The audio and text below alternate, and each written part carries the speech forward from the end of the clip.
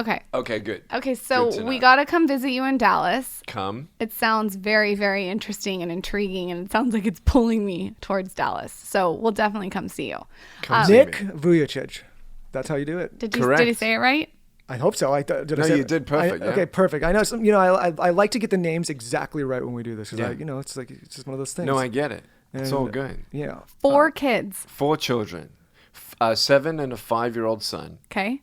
and they've started school straight up Okay. on the gun, a private charter hybrid homeschool, which is what we had out here anyway. Explain what a private charter hybrid is. So it's a classical Christian education where you can opt out of going there every day. So you do 2 or 3 days at school and 2 days at home.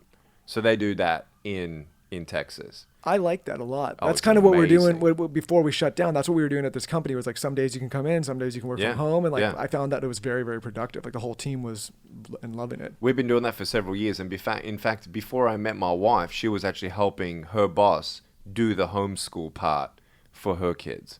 And how old are the 2 others? Oh, we have twin girls. Oh my God. We have identical twin girls. You're We're a busy guy. Dude. We're done though, and they're nearly 3 in December.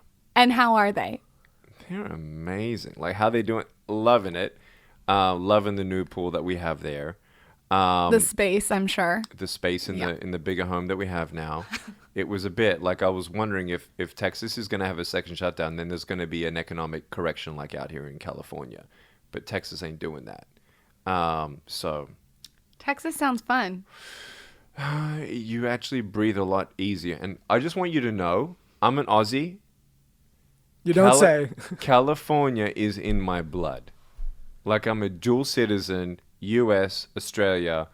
Swore I would never leave California. Every time I left Dallas, my wife never brought it up, but I just told her, babe, for the record, I will never move to Dallas. I don't like the heat, which we just finished. I don't like the mosquitoes, which I can't kill because I have no hands.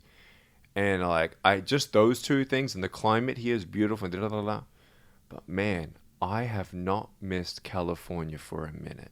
How bad are the mosquitoes? Mosquitoes eat her alive.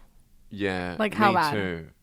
Well, it depends on the week, depends on the rain. I'm loving the rain. We've had a whole annual fall of a Californian annual fall in like freaking 6 weeks. What is your setup in Texas? Like, do you have a garden? Do you have like what's your like day to day? Do you go outside? Like, what's your deal? We used to have that in California. This is not part of the interview, right? This is a Oh, pre-interview this is thing. no. We're just talking. Oh, wait, we're this just is shooting. it. You This guys is are it. bag. Oh my Yeah, we goodness. just No, we're jump just right in. shooting the shit. I love it. It's All almost right. like we're at happy hour with each other. It's like, cool, That's like- literally how we do it. Should I then add some more hand sanitizer? Here we go. So we used to have a beautiful garden here in California. No, we don't have a mature garden over there yet, nor mature trees yet. But eventually, step by step, we got to get the kids a playground first. Okay, Yeah. but it sounds like it's a lot of nature. We're in the farmland. Yeah, we got an acre out there, and there's farms. You actually don't feel like you're in A city. downtown anywhere. And we're 35 minutes from downtown. But it's also like probably a nice drive. Like 35 minutes driving in LA is a pain in the ass because you're just stuck bumper to bumper looking at the back of somebody's car for forever and all the buildings and trash everywhere. So it's like, I always say like 35 minutes driving out in the country is much different than 35 minutes driving in the city. No, it is. I mean, you've got 10-minute country, and then you go into the freeway and you're downtown 20, 25 minutes. Depends on, there's some traffic, but nothing like LA. Like, it's beautiful. For me to go through DFW airport compared to LAX, I mean, they're one of my fingerprints here and everything. Oh my God. I'm joking. So let's Now you were serious for a second. I was like, what? I was gonna wait and see if that one went over your headline. So let's So Sometimes good. things go over my No, head. I'm I not gonna love lie. it. let's Hey. get into the interview portion. So for those that are unfamiliar with you, let's get a little background. Let's talk about how you got here, how you left for Texas, and what you're all about here. And we're gonna Yeah, obviously give us get the into it. background, your childhood. First of all, thanks to Ed Milet for like making this connection. best. Ed The Milet, best. I fucking love you. Ed, I love you too. Everyone has a crush on Ed Everybody that Milet. listens to this show loves Ed. I love Ed Milet. So a background. I was born in 1982 to Boris and Dushka Vujicic, who actually fled Yugoslavia in 1960s My grandfathers were both in prison for their faith. Talk about oppression and rules and regulations and different doctrinal values compared to the government. And anyway, my parents were poor, went through refugee camps, met in Australia, and got married, and I was their firstborn son. They had no idea that I was going to be born this way. My mum actually was a nurse, and she delivered hundreds of babies as a midwife. So she knew everything about medicine and birth and pregnancy and all that. So she was extremely careful. No thalidomide, no wine, no caffeine, nothing. She was extra, extra careful. And she actually told my dad, something doesn't feel right. Anyway, they did 3 ultrasounds, and every time they did an ultrasound, they got so excited that they didn't check that I had arms and legs. So when I was born, the doctors held me low enough, and the nurses started like, oh my God. And they held me so low that my mum couldn't see me, but my dad did see my shoulder.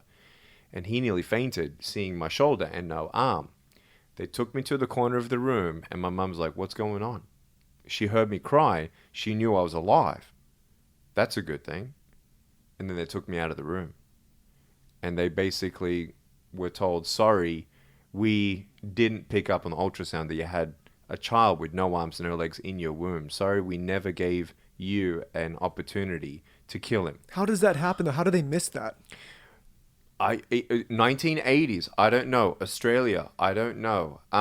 They said we didn't give you an opportunity to abort. Yeah, to abort, because that is horrible. But so that's the quality of life, right? So little did they know what kind of quality of life I would have, which is why I'm quite a megaphone gonna be very loud for pro-life next year moving on.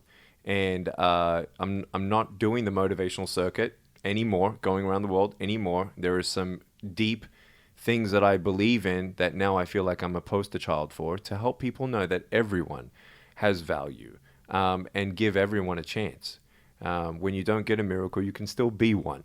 And so, yeah, I'm going to say I'm thanking God that they didn't see that, just in case. They didn't know that I'd walk, and I have a little foot. For those of you watching, on the bottom left of my torso, I've got a little foot with 2 toes, which now I can type 53 words a minute on a normal computer. Shut up. After 2 cups of coffee, yeah. Holy shit, that's cool. It is cool. It is cool. Little did they know that I'd walk around and swim and golf and fish and skydive and all these kinds of things. And, it was hard going to school. First one, actually, special needs child to go to the mainstream school of the Victorian education system in Australia. I was on TV, Young Citizen of the Year, trailblazing special needs integration into the education system. Bullying was hard. Talk about that a little bit, because bullying, online bullying, whatever it is still happening every single day, all day long. So can you talk about, actually go in depth about it? So, I would come home crying saying, Mum and Dad, why was I born this way? And they didn't know why. The doctors didn't know why. They didn't know why. Lady Gaga don't know why I was born this way. And did you remember that song? And I just want to make some people laugh because we're about to go deep. But the bottom line here is I felt like, it's not like one day I woke up and I looked at myself in the mirror and said, what happened? I knew I had no arms, no legs, but no one thought or made a big deal until I actually went to school. So I already had a brother and sister born after me with arms and legs. 24 first cousins around me as my community. Then I went to school and people laughing at me, people, whatever, calling me names, not being, X'd out of a group, right? And then I'd actually find myself in the garden at school alone, pretending that I'm just looking for stuff, but I just don't want to see anyone, don't want to talk to anyone. I had a lot of complexes in my elementary school years where I had a teacher aide to take me to the restroom, but I didn't want a stranger to see me naked. And so I actually would not go to toilet the whole day at school. So I learned how much to drink during the whole day. So then no stranger would. So there were those things that I had to really overcome. Then I'm trapped talking to a teacher who don't even feel like being there while the kids are playing something that I can't play. And then I'm realizing, wait a second, you're not here for fun. This is your job. Mum and Dad have a job. I'm not going to get a job. I'm just a burden to everyone. I can't do everything. And I'm going to be picked on for the rest of my life. Girlfriends, boyfriends, holding hands. I'm not going to get a girlfriend. I'm thinking at age 8, I'm never going to get married. Even if I got married, I can't even hold my wife's hand. Even if I had kids, I can't even hold my kids when they're crying. What kind of a father is that going to be? What kind of a life do I really have? And so my mum and dad helped me to believe that there was a creator, and having faith in God and believing that there's a greater plan for your life. I'm like, but what the heck? Where is he? And I didn't understand. And so I hated the idea of a loving God for many years. And I went to a climax of depression where I attempted suicide at age 10. I had thought of suicide for 2 years into that. On the kitchen counter watching my mum cook, and I loved it. It was therapeutic. It was safe. It was rhythmic for my own fear and anxiety of life. And then I'm trying to think like, hey, what if I just snap my neck here and just try to jump off and pretend that it was an accident? But I got to make sure that I actually kill myself and not just get paralyzed. I mean, there's one thing worse than having no arms, no legs, then I can't move. I still can move. So then I actually decided I'm going to tell Dad, I would just want to soak in my bathtub. And it was the first time I looked at the bathtub as my coffin. We filled it up with 6 inches of water, and I turned over 3 times, trying to choke on the water, trying to figure out how much air do you hold in your lungs before you let it out and then start choking on the water. It was scary. It was very scary. And on the third attempt of rolling over, I was stopped by one thought. And it was the visual in my mind, seeing my mum and my dad and my brother crying at my grave, wishing they could have done something more. And they did nothing but love me. My mum and dad, they were strong. They were strong. They disciplined me. They got that belt on my butt when I, made some trouble and they found my fingerprints and stuff. Like, when I go to a store and I want something, they would never give it to us. They knew as refugees, as kids, you never give your kids everything you want, when you want it, how they want it, because they're never going to be thankful for anything. They never gave that to me. I vacuumed the floor for $2 a week. I bought my own stuff. If I wanted toys, if I want to give money to an orphan, which is what we were told to do one day, I was doing that as a kid. So they didn't give me any slack, but they did love me all the way through that. The first turning point out of depression was age 13, playing my favorite sport, soccer. And a guy kicked the ball to me. I jumped up in the air thinking that was a cool thing. The ball hit my foot so bad, I sprained my foot. And I couldn't walk for 3 weeks. Staring at the ceiling, I'm thinking, as a 13-year-old, man, this sucks. I'm thankful for my little foot, and I'm not going to be angry for what I don't have from this day on. At age 15, had a spiritual, cool little ripening thing that was my bigger question as to why I was born this way, and that faith element came in. And my life then changed forever at school. I was 17. And I just got elected on the student government board as a prefect in Australia. And what is a prefect for the Americans that are listening? It's like you're the leader of your, you got the president, vice president, sure, the government body, basically. Okay, the student body. The student body, sorry. Cool. So the prefect, and then I'm in the restroom, and I fly by the janitor. His name's Arnold, 61-year-old Arnold. He looks at me and says, "You're a prefect." I said, "Yeah." He said, "Congratulations." I said, "Thank you." He said, "I know what you're going to be." I said, "What's that?" He said, "You're going to travel around the world and you are going to be a speaker." He said, "Let me arrange your first speech." I'm like, "You are crazy, dude. Like, no way." He said, "Yeah, why don't you talk to that little student body group that, goes there every Friday, and you just share your story." I said, "I didn't have a story." And I walked away. Next day he said, "Speak." I said, "No way. Like, this guy's nuts. He's not leaving me alone." 3 months later, he twists my arm. I said, "Yes." And I'm finding myself in front of 6 students. My palms are sweating. My knees are shaking. I don't know what to say. And just start speaking from the heart. People are crying. And I'm like, wow. At 17, I'm thinking, I nearly ended my life because I felt like I had no hope. And here I am with still no certainty of future. If I'm going to get married. If I'm really going to blah, blah, blah. But people received hope. And then I started doing speeches, and I went to, I was in the stock market. I learned a lot about financial literacy because my mum and dad said, you need to be a millionaire. You need to be a millionaire just to survive. So hurry up. And so I read books. I went to a stock market, went to real estate, and I did a double degree in accounting and financial planning. And my dad said, Nick, you should start a business and have your employees to be your hands and feet. Graduated 21. But as soon as I graduated, I went into full-time speaking. And in that time, I was maturing and going around the world and thinking, man, there's 2 billion people, even back then, who only had a handful of food. I'm like, I just want to do my part. And if I could be paid to help someone be inspired on some sort of level, that seems like the best job in the world. So who were most of the people, like the kinds of people you were speaking to? Was it people that were just looking for inspiration, or people that were looking for perspective, and like what types of organizations, and how did that all kind of start snowballing? So between ages 19 and 23, a lot of it was in the faith sector, where I would talk about my faith and help people understand that you're not alone and that you can overcome all things. And so that was that. But then it really pivoted pretty quickly to corporate, market, conferences, big companies, billionaires that said, I want you to come to my country, Brazil, several times because I have 60,000 employees and we can't put them all in our stadium.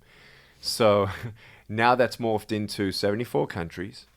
I've been to China 37 times, Singapore 14. I've met with 21 presidents and vice presidents, was able to actually address 10 national governments. I just talked to the United Nations yesterday. That's being showed next week. Now I feel even more honored that you flew all the way out here to talk to us. Me? Talking to governors and presidents and shit. It's my own honor, and you guys are quite influential. Thank you for bringing some help, especially in times of these, and bringing me along and just allowing me to spread my message. That's awesome. So that's basically where I'm at. So I help governments bring in now social emotional learning curriculum that doesn't teach just right at school. We don't want to just teach them academics anymore. Everyone's understood now. We need to teach values. We need to teach self-awareness. We need to teach principles and help them not just say or hear us say, don't do that because we said so.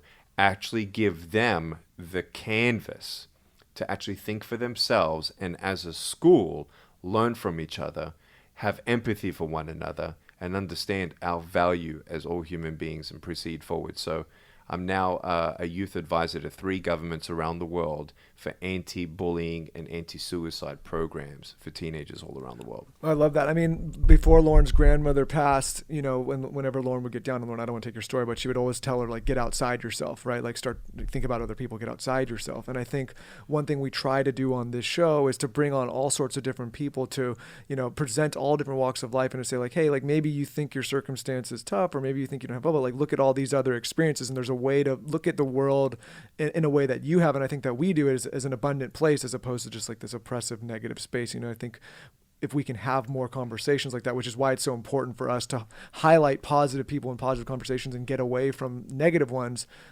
I think it's a noble thing to do. I do believe that 100%. And I'm going to add a layer to that, because what I believe that every single human being is made of is a soul, spirit, mind, and body. And one of the biggest things that helped me to find hope in my life was the instigation of purpose.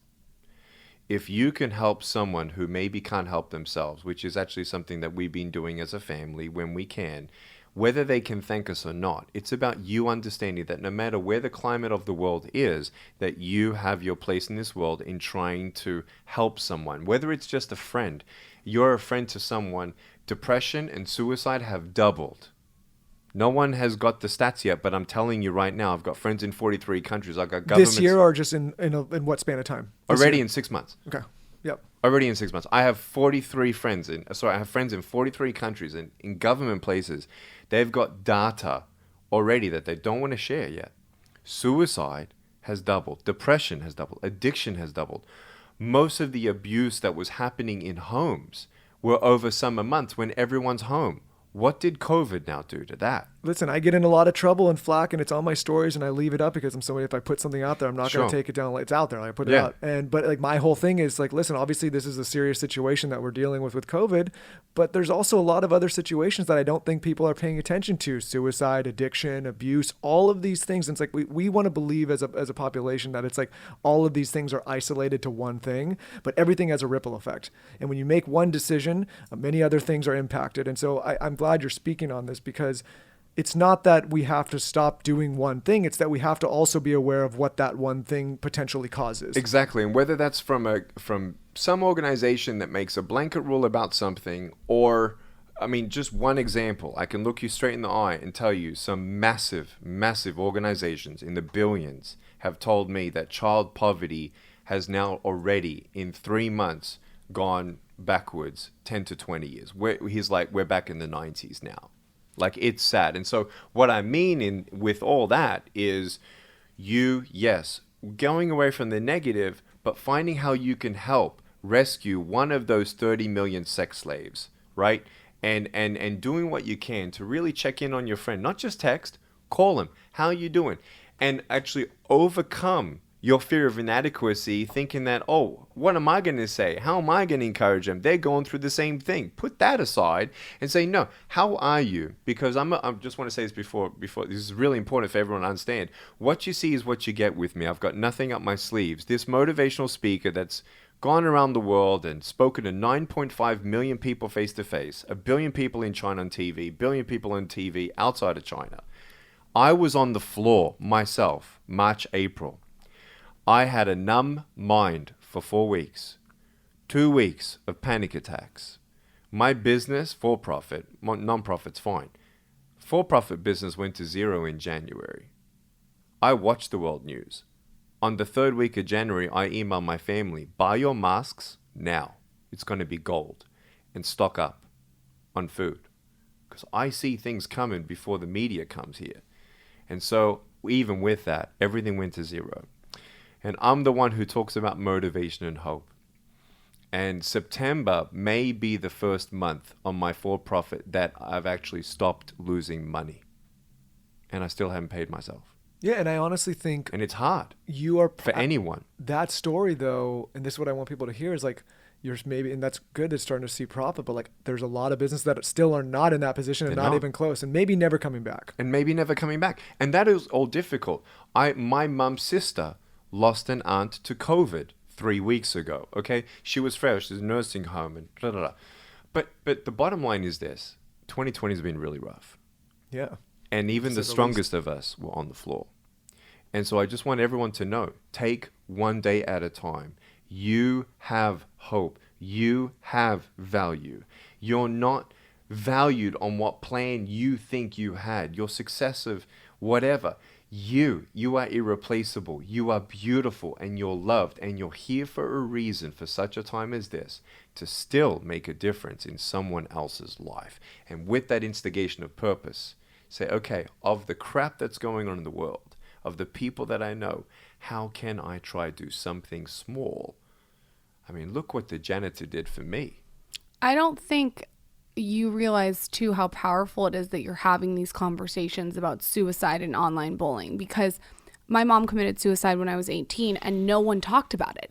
And so I was telling him this the other day. I'm 18, I'm sitting there, and like it was taboo. No one wanted to talk about what happened or anything. And so I was sitting there alone. So these conversations to me are so progressive and so important to have, because there are so many people struggling with people that have lost people from suicide, or they're struggling with themselves. Yes. I think that it needs to keep opening up, and it shouldn't be so taboo. I 100% agree. 100% agree. And I feel like the next generation, though, will look at me. Can you imagine this visual? I heard someone on a TEDx video, I didn't watch the video, but someone said, can you imagine in 25 years your own kids looking at you and crying? How could you ever let that happen to all those 30 million slaves for so long? How could you not do everything you can? That if we can't help Africa, can we teach Africa how to be financially sustainable and actually get that food out somehow through education and all this? Like, to me, it's like, it's not a burdensome thing. It's like, how can I really do everything I can where I understand that the world will always have problems, but my place in this world, I want to make this world a better place. And what I think COVID has done is it made us have a deeper conversation with ourselves that we haven't had. Yes, it has to a lot. Yes, of course, it's had, and we have to. There's a lot of people that are forced to look inward now because we've lost a lot of our external, vices. Right? We're sitting at home. We're alone. Many of us are isolated. Luckily, Lauren and I get to have these conversations with people like you, and we're at home together. But there's many of us that are at home and they don't get to get into the workplace and they don't get to be social and they don't have a partner. And I empathize with those people because it's in a painful place. Lauren and I have been, Lauren for longer than me, but in let's say a public space for a long time. And I've watched this space over the years. Like I've never engaged in the last 5 years in a space that's been more negative. And I think it's because it's not because people are negative people. It's because they're in a pained place. They're in pain. And I get that. It comes with it.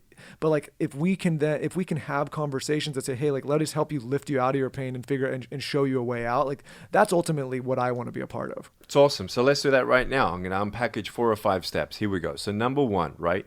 When you are just on the floor, and this is not just now, like we're talking about 48-year-old women who are watching this right now or listening to us who are still disabled and handicapped by what their father told them when they were 9 years old.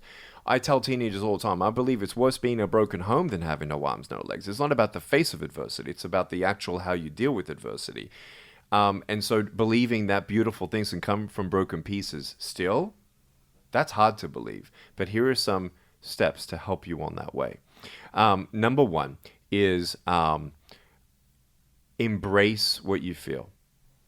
I think one of the biggest struggles when we're in pain is just trying to oppress that yuck and then how to get unstuck of the yuck.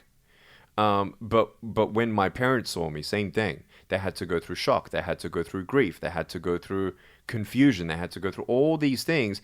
And then, number 1, so not oppressing and dealing with that. So if that means journaling, if that means talking to somebody, if that means you can't even pray for yourself spiritually, ask someone to back you up spiritually and pray for you. I believe all that's very important. But to deal with those emotions somehow, eventually, in that hand in hand, step number 2 is to give yourself time. Time is your friend. But there is a time where your spirit awakens and says, I am sick of being on this couch eating potato chips and being addicted to this and pornography and all that. And I've lost my job and I don't even know where to begin now. How do I even begin to have confidence to even start drafting my resume for hopefully another job that I don't know even exists or not for me? How do you do that? You give yourself time and then you listen to Skinny Confidential and a guy without arms and legs tells you, get up off your butt, go get up, stop that, potato chip addiction and pornographic addiction. You're better than that. Get up and don't play the victim card. Great, we're all victims in this, but the people who understand how to make the world the best place we could be are those who don't play the victim card and say, I'm going to do everything I can. So step number 3. Can we distinguish between that? I agree, we are all victims, but then there is playing the victim card. Can we talk about that a little bit? Because I think there's a distinction there to be made. Because it's not saying that we're not all like that. We're not all going through a really shitty year, but it's also saying like there's a choice you have there. Yeah. And there's a time where you can cry. There's a time you can be depressed. There's a time where you blah, blah, blah, blah, blah, blah, blah, blah, blah, blah. But you can't stay there.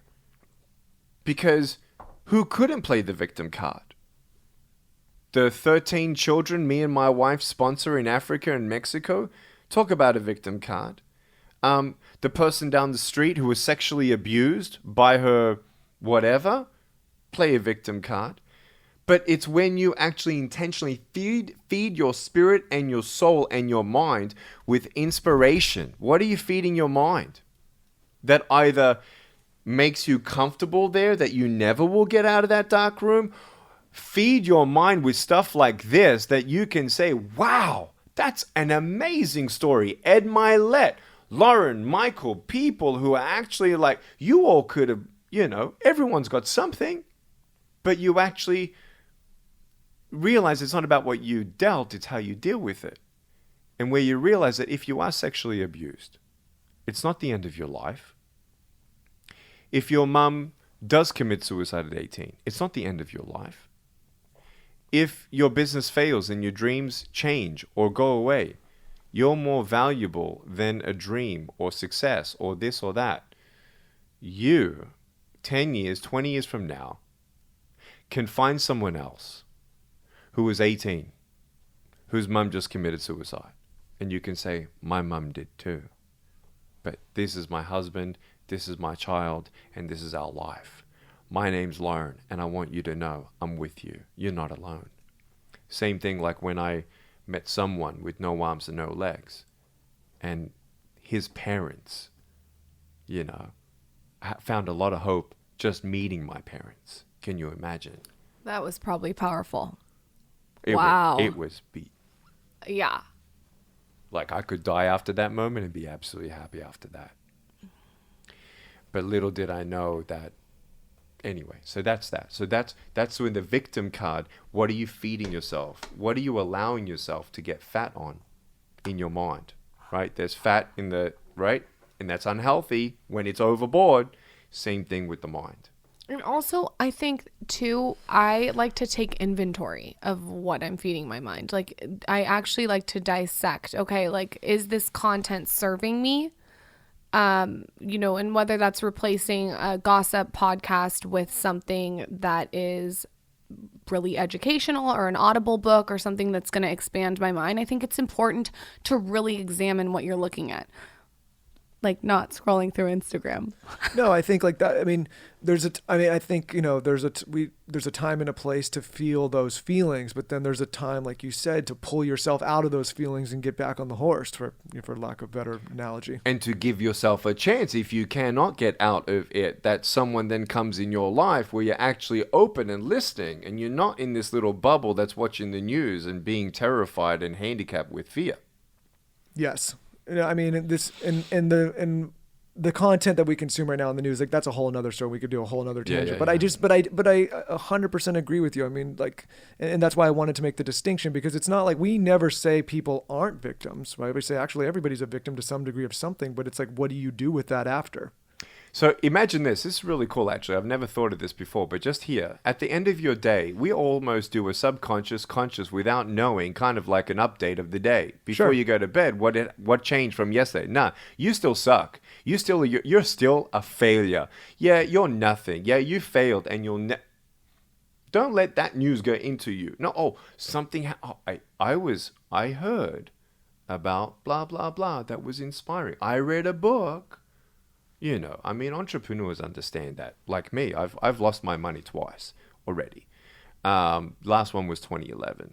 And those who really become successful understand that money comes and goes. Sure. And feelings and depression are real. So when you own it, you embrace it, you deal with it from a healthy level, then you give yourself a chance to go through that time and arc, but then give yourself a chance to get out of it. Yes? You mentioned something a little bit. You said your thoughts. Your thoughts are powerful. Even this morning I woke up with a negative thought, and immediately I was like taking inventory of my thought, and I was like, something I'm grateful for, replace it. Yeah. I think that sometimes we tell ourselves all these narratives and negativity, and we need to actually be almost stepping outside ourselves and looking at our thoughts and saying, how are our thoughts actually affecting our day to day? Absolutely. And that's the reframing. You hold captive that thought, take that negative thing out, put in something positive. So I actually grew up learning how to reframe.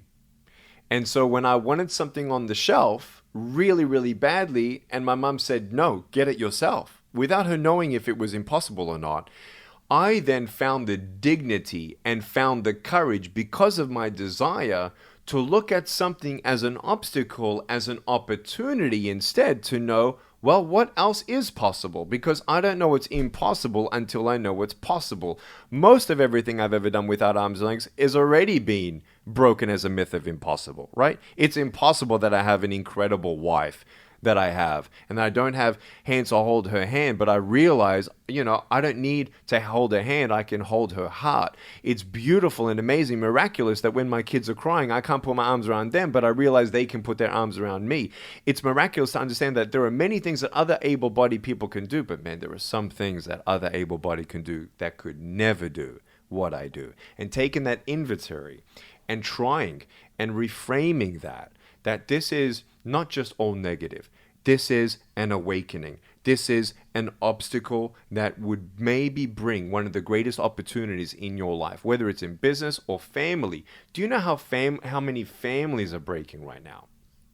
I mean, through the roof, right? Through the roof, because we're facing the music. But at the same time, there are other families who are seeing this as an opportunity to give their marriage another chance. There are parents who are giving their friendship with their children another chance because they're home and they're with them and they realize, oh my gosh, I didn't even know you. And some people make that decision to say, I want to try hard to have what we once had. Yep. Lauren's been, we just had our first child and she's been a little postpartum this year. We've talked about it on the show a lot, and she was, in a I don't want to say negative headspace, but she was, she was struggling with postpartum. And I kept reinforcing her, like, 'cause this year's been tough on everybody. It's been like, if you look at what's happening to businesses and what's happening with deaths and like all in the election year, it's all crazy.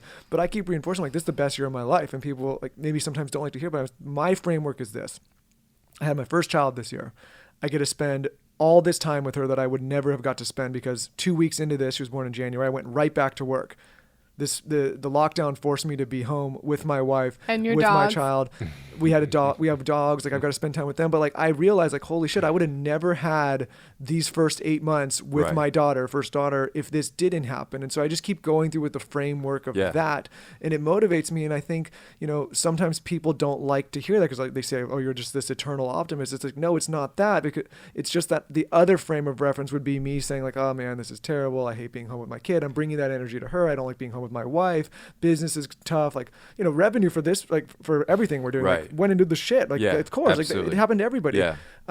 But I still think, like, this is, and I keep saying this, is the best year of my life for so many other reasons, even though the world's in a ton of pain. I just don't want to acknowledge that it's negative all the time. I want to acknowledge that it's also very positive. Exactly. So actually, you've been reading my notes on my palm cards. The third thing is about the attitude of gratitude. And this year sucked so bad that for the very first time in my whole life, not only was I thankful for what I had, it was so hard that I had to say, Nick, do you remember this variable and that variable, which really could have gone even worse?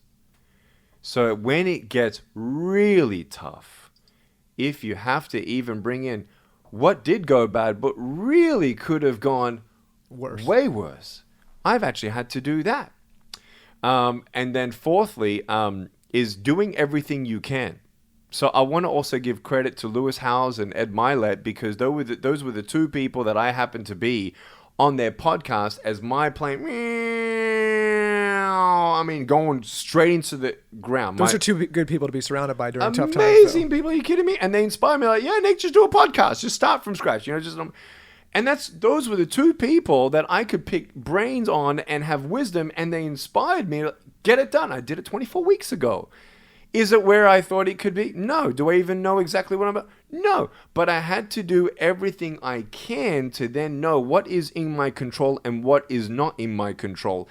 Therein, as a vicious, visionary entrepreneur, I can go to sleep, knowing I've done everything that I can. Because in so much uncertainty, no one's going to tell me what's really going to go on more than I can actually do. So when you hustle and you do everything you can, and then you accept what results that is, and then accept what you can't change, now you're going to be on that path and back up on that horse. How did you get to that place, though? Because I think I 100% agree, focusing on what's in your control and not thinking about what's not. Because if you've done everything you possibly can, the reason you can sleep well is because there's nothing else to do, right? Like, that's it. But how did you get to that place, being able to accept, your fate, what's in your control, what's not, and how much work did it take you to get there. Because I think a lot of people listen are like, oh, easy to just say that, but like, what are the tactics to actually snap into that? So for me, from a personal point, I couldn't do it without my faith in God, believing that up until now, age 37, that when I did not have strength, it was wonderful and humbling to admit I need him. And because I have that, I have unlimited understanding on the fact that I know very little and I can do very little compared to who he is, in my opinion and my belief. So I'm not alone. And then you go back to the most desirable things in your life that you still have. I have my wife. We have a bed. We have a house. We have children. We have food on the table. I'm so thankful for life, where we were so distracted and even subconsciously already going to some... all success is not good, because from a mental health point of view, you reframe, again, your self-awareness and self-value because of who you think the world thinks of you, or what you think you've achieved, or how much money you have in the bank. And when that's taken away, or even a rhythm, or this or that, when that's taken away, we realize how fragile we really are as human beings. And that's when people start looking inwardly with the spirit and soul, but really be thankful and hold on to, I'm going to take one day at a time. I know I don't feel yet what I want to feel. I don't feel strong. Dude, I'm looking you straight in the eye. My first good day of 2020 was 6 weeks ago. Yeah. You have no idea. And we're in September. Like, I've had a really rough time. But I came alive because finally some things are slowly coming together and the holes in the boat are being plugged. And what I love about this is the greatest revolutions and birthing in the corporate world of multi-billion-dollar companies. Most of them always came from a massive crisis or solving a problem. There's this book by Ryan Holiday that I've been reading this entire year, and I just keep opening a page. Have you ever connected with him? No, I haven't. No. You should. I think you guys would get along. Yeah? Is he in Dallas or Austin? He's in Austin. He's in Austin. Not far. I think maybe we can all go have a drink. Are they close or no? 2 That hours? sounds great. Yeah. I'd love to have a scotch with you guys. I would love to have a scotch with you. I don't Sounds fucking great. drink scotch, but I would love to have a scotch I drink with a lot you. of scotch, so I'm in. Scotch. I like tequila. There's this book that he wrote called The Obstacle is the Way. And it's so fucking relevant for right now. Good. I mean, it's just, you open a page and it's everything you're saying. It's like you have to go through it. Awesome. With crisis comes great opportunity. Yep. I love that. Can I just say one other thing? Because on a personal note, family was everything. If I'm not belittling the pain, I'm not belittling the suffering, I'm not belittling all the stuff going on in 2020. But from my personal point of view, one of the other things that I was thankful for that could have gone even worse was that COVID did not come, that I would have continued thinking one day I'm going to slow down to be at home full time. That was my next question, which was, you've spoken about your wife a lot. Yeah, oh my God, you want me as a guest. No one even knows her story in full yet, because Tell her to come on with you. We'll do a him and her show. Done. Okay. We're back in November if you want. I'm sure. Well, we'll come, and we can come out Will there. you come out yeah, there? No, we we'll wanna go come out anyway. there. Sick. We're coming out there in October. We used to do like a traveling Do it. road show here. We would put it Really? like, yeah, we did. That's how We're like this whole coming thing out- got started. Headsets and going around the country. Done. Well, can we have a scotch while we do an interview with you and your wife? I don't know if she drinks scotch, She can have tequila. and I have no problem. Why would we try and make sure that no video of me has alcohol there, but we can just pretend it's apple juice, and no one here just understands that. You want some apple juice? Yeah, we can just say it's apple juice. hilarious. Put it in one of those little like apple juice I containers. would that love we a used to little drink. apple juice container. Little with apple you. juice. Taylor has one back there. I don't know what Taylor's doing back there. Your wife seems like she's someone that you go to as a source of calmness from how you've talked about her. Can you just speak on your relationship and how that's helped you in 2020? You're spot on. You're spot on. So I met her in 2010 in Texas first. It was love at first sight. Couldn't feel my legs. And we got married 2012. In 2011, Oh, that's fast. Yeah. So for us, we felt it was great. We dated for 12 months, 6 months engagement. but we met 6 months prior, or 3 or 4 months before we started dating. And get it done, man.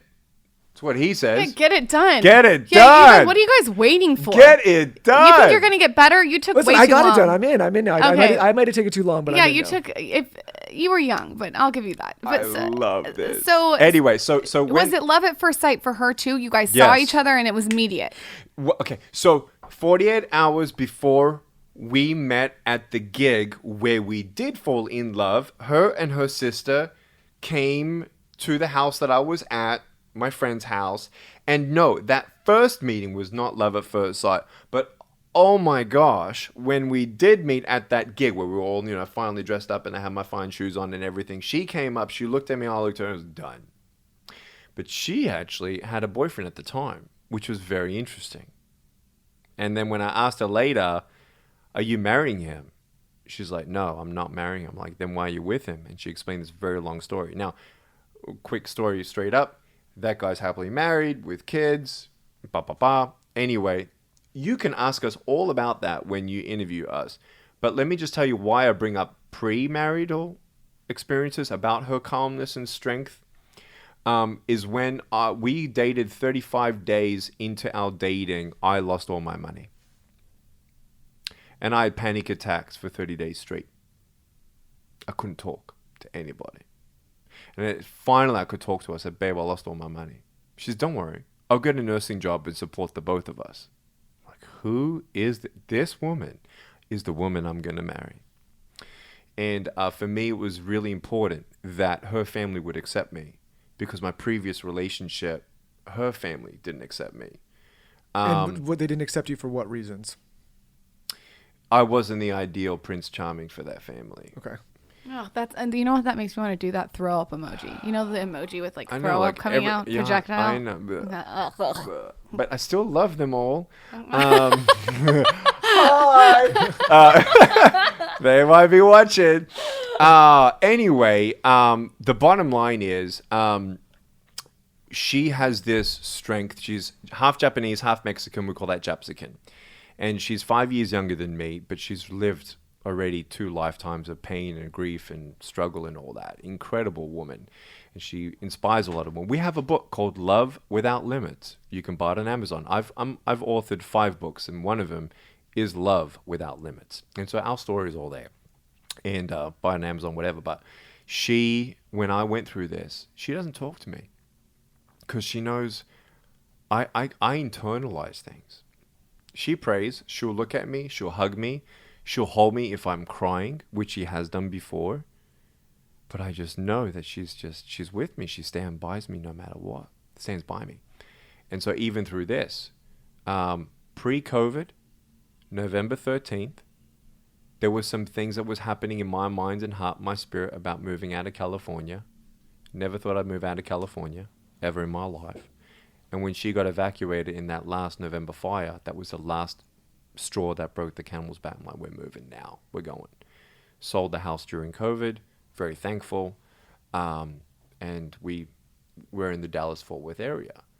And because her family's there as well, she's now got her, deeper, meaningful, if you will, childhood friendship with her sister and her mother's there and everything. So she is But see how that strong. worked out? She was there for you, and then it seems like you were there for her when she wanted to move. And we feel amazingly surprised that I don't miss California for a minute. Our non-profit ministry, Life Without Limbs, is still headquartered here. But as much as California was in my blood, I am nervous about the future of California that is a little bit more spiked than some other states that are not doing what some things are happening here are happening, if that makes sense. Yeah, California's a shit show. What do you It's a think shit show. the trick to parenting is? You have 4. What's the trick? I love that, Lauren. I really liked what you said about how you can't give them everything. I think that's so important. I think it is too. Yes. So our boy, he earns money and he buys what he wants. He just made up his own business plan for the next 40 days and how his goal is, and because we're making a cubby house above his room in the attic and he wants to chip in. You need to bring up your 4 children 4 different ways. You I love need that. to I spend love that. time with each child alone. Just like I spend time with my wife alone. And you need to be friends with your children and your wife. And so one of the marital beautiful things that me and my wife do is we ask each other every 30 days, babe, what am I doing well that you want me to keep on doing? What am I doing that you want me to stop doing? Oh my God, I'm doing this with Michael. We're And- starting today. Talking to the mic if you're going to do it. That's I what I want love you to it. do. And then what am I not doing that you want me to start doing? Like, biggest companies in the world, they can only change 3 things a year. What if you could ask your spouse every 30 days those questions? Because if you really care, it's either your pride or ego that's getting in the way. And it's a great way to break down your pride and ego when you hear your spouse say, yeah, you really suck at that. Like you don't even have a clue. Every time you do that, it pisses me off so bad. And you're like, oh, I had no idea. I'm going to give just one little one. Just while little we're ones here. that are like little, like, Why do you have to slam the door when you get your boxers out of it? I want to know. I want to go into the world with that energy. Every time you slam the drawer in the morning to get your boxers out, I'm like, oh. Let me ask you this, Lauren. Okay, would you like me to interview guys? I'll interview you guys. Lauren, let me ask you this one. love it. I don't know if you go through this. Why do you need to get a spray tan like a paint booth and then get into the sheets and have the sheets look like a murder scene? I'm trying to look good for you. See, there's a little thing. We could probably want to go through a therapy session here. I'm ready. Listen, I'm ready. We seem No, to we'll find come to ourselves in Texas. a We can do that then with your wife. You guys can give us a therapy. and you know I still want to get to your 5th thing. Oh yeah, of the ways to get out. Yes. Absolutely. I don't want to cut you up on here. We can always get to it, but I am interested in number 5. 'Cause No, I love that you actually. I'm going to be OCD about the list and be like, we can't leave it unfinished. I can't wait to see you guys in Texas and just chill. It's going to be fun. Look, I'm going to say for the audience here, number 5 I think is really, really important. I'll morph it the way that I think is perfect for this audience.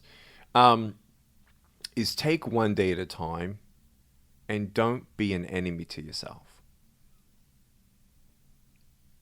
I think people themselves are their greatest limited factor. And it's that mindset. And it's that wanting to live. Wanting to love yourself. And wanting to believe that you are here for a greater purpose. And one of the ways that I did that as a teenager, when I was going through hell in school, I put a photo of an orphan on my mirror.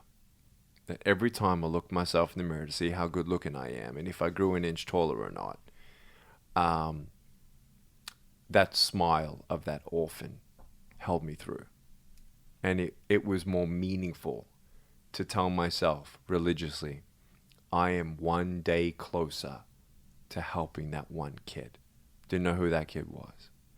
But I knew that if I could just get through my life and just help one other person not feel what I'm feeling, and I can help one other person not commit suicide, I don't care who they are.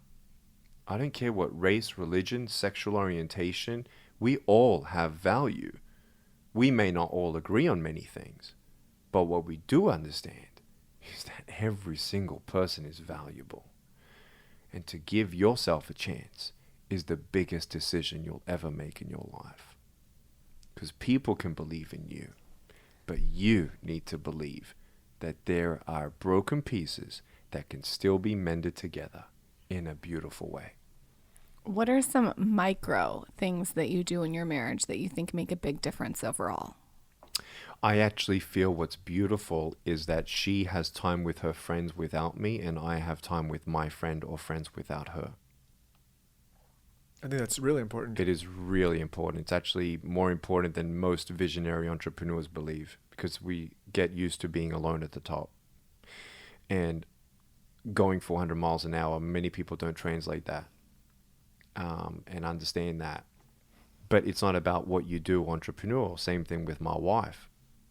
there are things that her friends will understand, and she'll be able to feel comfortable to tell them that's going to encourage her or them.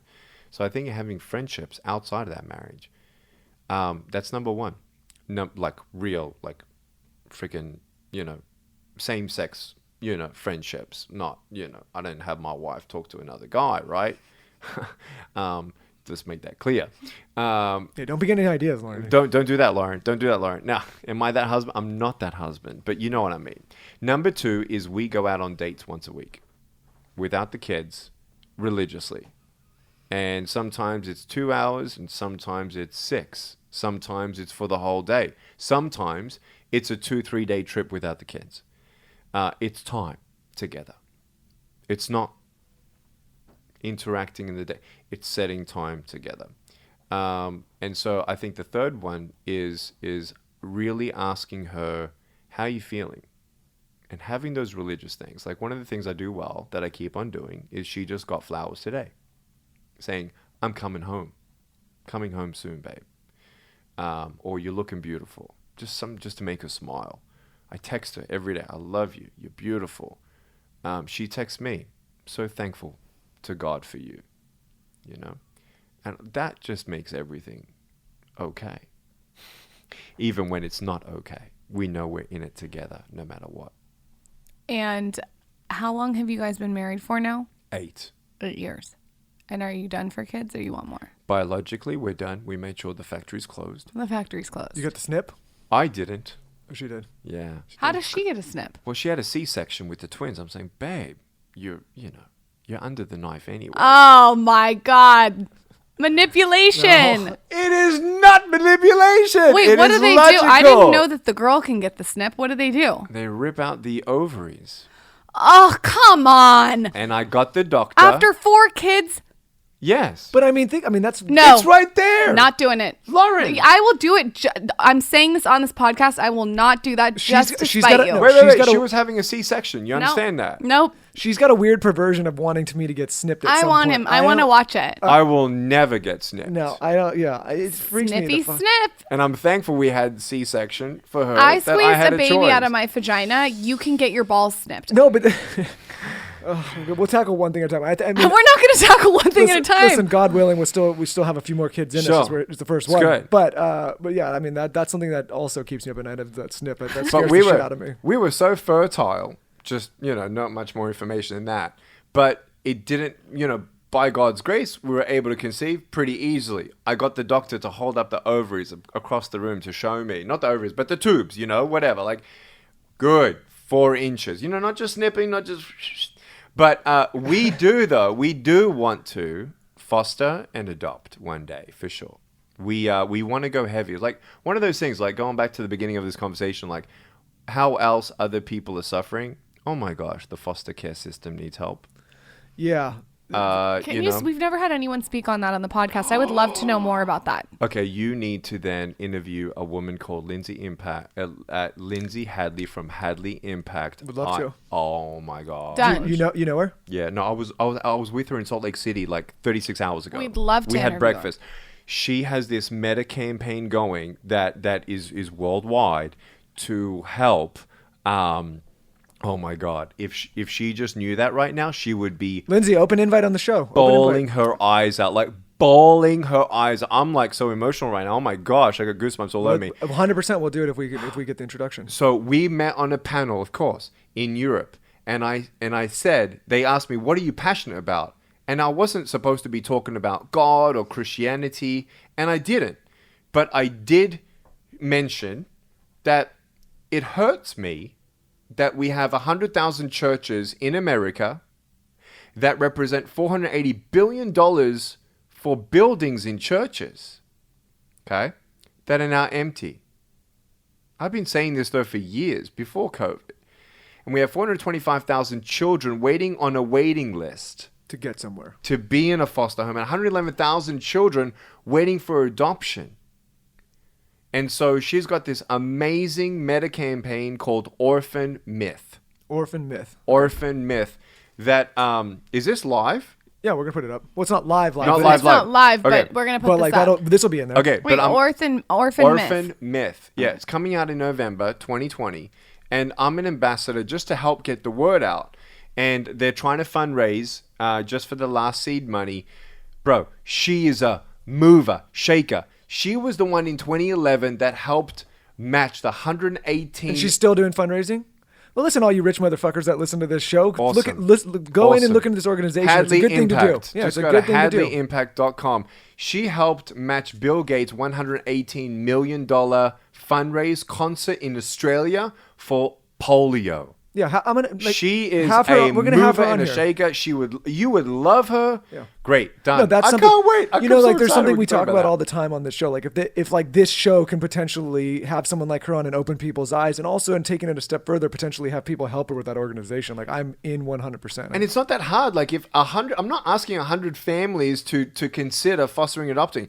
The people already got 1 or 2 foster or adopted kids. Let's help them and resource them and surround them with 100 families that help tuition for their kids, that help with free babysitting for their marriage, that they can go out on a date and go from 1 or 2 foster kids to 5 or 6.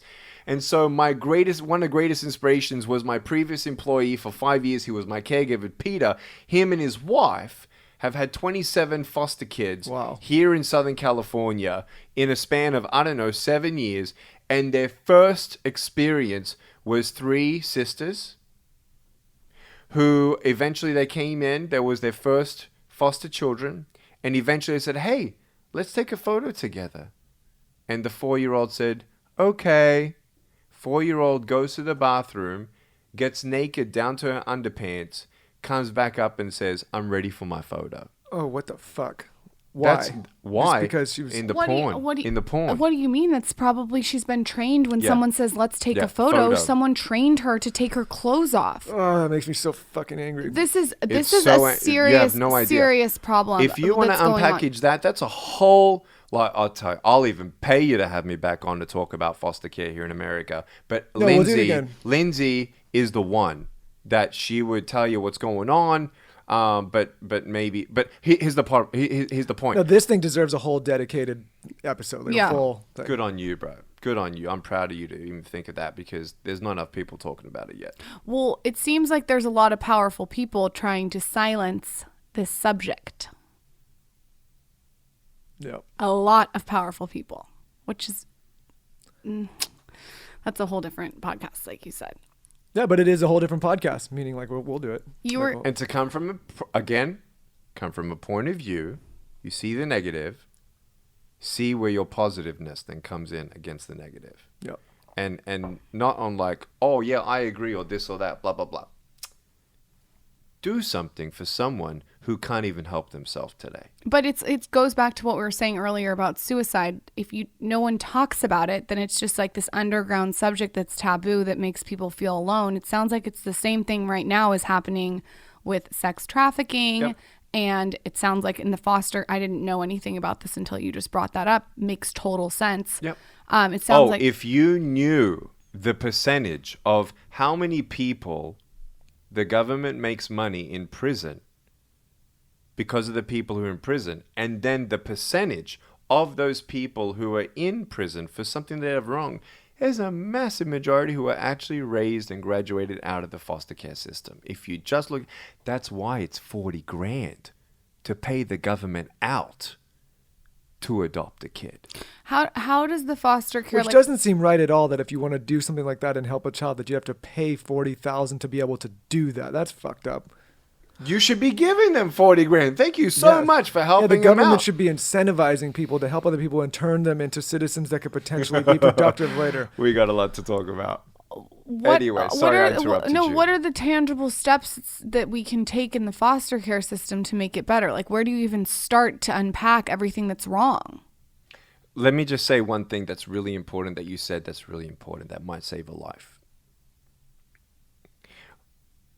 Here's a practical way of understanding how to put this in action when Lauren says, you're not alone. Tell someone that you're thinking of committing suicide, and not just a friend, or call a suicide hotline right now, but talk to a friend and say, hey, I've been thinking, or I've been slitting my wrist, or these are the drugs that I was going to swallow tonight. But Nick Vujicic, Lauren, and Michael, they said, instead of that, there might be hope for me. Can you help be my friend through this?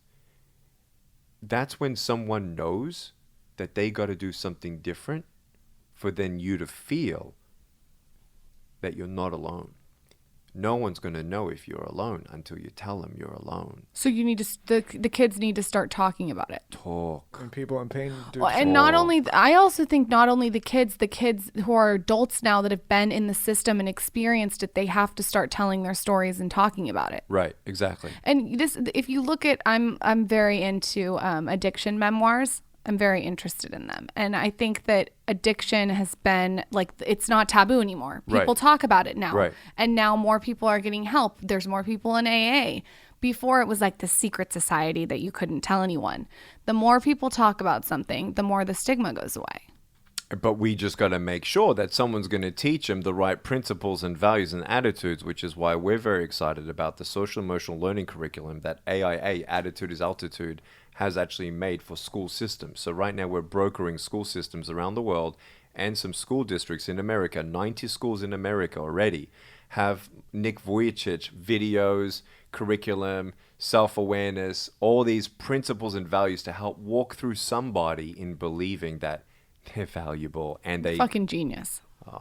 I'm so thankful. So you got to have like a holistic point of view. Fostering, the other question, really look up HadleyImpact.com. Ask them about more orphan myth. They've actually raised $750 of $1 million. All they need is now $250. I'm an ambassador of them, and I told them I don't want to get paid. I just want to help. Yeah. When Taylor, the tide, can we include the link in our Yeah, we'll include show it. notes? And like I said, I mean, if you when want to the set that up, tide we'll rises, do it. when the tide rises, all boats rise. Okay, and that's the impact that she's doing. So because I have a lot of Christian friends and influential, she's asked me, Nick, can you help us encourage the church to do what the Bible says? I'm like, absolutely. That's what I'm supposed to do, 100%, and then talk about pro-life in 2021. Well, listen, man, I'm really glad we got to do this. I'm so thankful you man. came on. This is cool. And we'll do it again. I mean, Such a what dream. we try to do with this audience is introduce people to, inspiring characters like yourself and Yeah. people that have a message, and then, really get them a frame of reference, but then keep the Yeah. conversation going. Yeah. I mean, that's why I love this Yeah. medium. And Yeah. this is for everyone. This is not just if you're Yeah, Christian or of not. course. This is like everyone. So she just asked me, hey, can you, because you have some friends, some influential networks, can you help us with this part? I'm like, absolutely. Yeah, and So if this can be a helpful mouthpiece, like I you said, guys are open awesome. invite. Let me know how I can help you guys, because you guys are so nice. I would love to share on my stories what you're talking about when this comes out. I'm going to get your number. And then if we are going to Texas, I think we'd love to interview you and your wife again. I feel like there are so many facets that we like just generally went over that I would have loved to like dive into of this conversation. Awesome. Can you leave our audience with a book or resource that you would recommend? For whoever you're at right now with 2020, out of the 5 books that I would recommend you to purchase is called Life Without Limits. Life Without Limits. And I published it in 2010. I'm now just about to write another book on attitude and all that. It doesn't matter about that. But the bottom line is, if you want also weekly information from me, go to youtube.com/Nick Vujicic. It's where the videos of my podcast, Nick Vujicic Podcast, which is also on all the other platforms in audio. What's the podcast called, just so we can link it out? Nick Vujicic Podcast. Okay, cool. Yeah, the Nick Vujicic Podcast. So yeah, we're so thankful for where we're at, and not because of the quantity or the numbers. It's about finding the new reset. I mean, can you imagine where I'm at, 37 years old? I'm actually at one of the best times of my life now. But 6 weeks ago, remember, even this guy needed some time. That is so impactful right now, because you feel like your life is over one day, and then 5 days later, 2 weeks later, 6 weeks later, you can see the light. Yeah. Time is on your side. What's your Instagram handle, and what can they expect from your content there? Nick Vujicic, NickVujicic. I've got 9 million Facebook fans. I've got 1.6 million Instagram fans. I did one video on whatever. TikTok got 2 million just because I wanted to make people laugh. But I'll tell you this. I'm trying to still figure out how I use those things. So are we. Especially with 2020. Yeah. So what can you expect? I'm not really posting up my children anymore. at all. That's for sure. There's a lot there. And then I'm going to try and just motivate people, inspire people. So Monday is Motivational Monday on my podcast, which will then be put on YouTube and Instagram and Facebook. Wednesday, I have a executive leadership podcast every Wednesday called Leadership Now. And Fridays are going to be Financial Fridays. And this is like 3 months from now. And then Sunday is going to be Spiritual Sunday. So whether you need motivation or you need leadership or you want to grow in your financial literacy and investments, which is what I love, to help empower people as well, to help themselves. And then Spiritual Sunday. If anyone wants to know more about my spiritual life, there'll be some posts that I'll be doing that help people. Because I think it's holistic. This was one of my favorite episodes. Oh my gosh. It was. I love you. It was. Awesome. There was so much to unpack. I just think there's so many takeaways that I hope this audience will take from this episode. And I think what you're doing is incredible. You're helping a lot of people, and we're just happy to be part of it. I'd jump on a plane any day you tell me to come out here. No, we're coming to Texas next. All right. I love you. It was so nice to meet you. We love you. The audience, I'm sure, is going to love this episode. And you're coming back. Awesome. I look forward to our apple juice. Thank you.